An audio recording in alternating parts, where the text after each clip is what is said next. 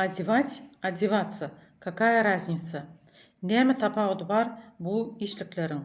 Одевать bolany kimdir birini giyindirmek. Одеваться özüň giyinmek. Например, мама одевает девочку.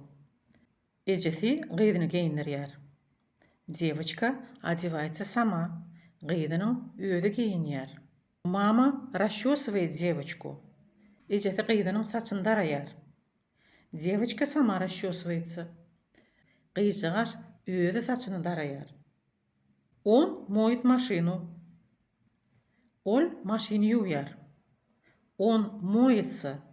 Ol ýuwunýar ýa-da ol suwa düşünýär. Оля собирает чемодан. Оля чемоданny ýygnaýar. Оля собирается. Оля zatlaryny ýygnaýar. Ana ise bilen oturýan işliklere возвратный глаголы diýilýär. Näme üçin возвратный diýip atlandyrylýar? Sebäbi egerde biz ony dolu görnüşde görsek, одевается, одевает себя bolýar. Ýagny özüni giyindirýär. Şo taýda себя çalışmasy возвратный toparyna degişli. Ýagny şo edýän hereketini özüne edýär diýip düşünmeli.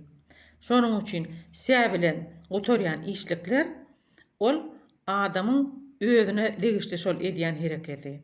Bu işliklere возвратный глаголы diýilýär.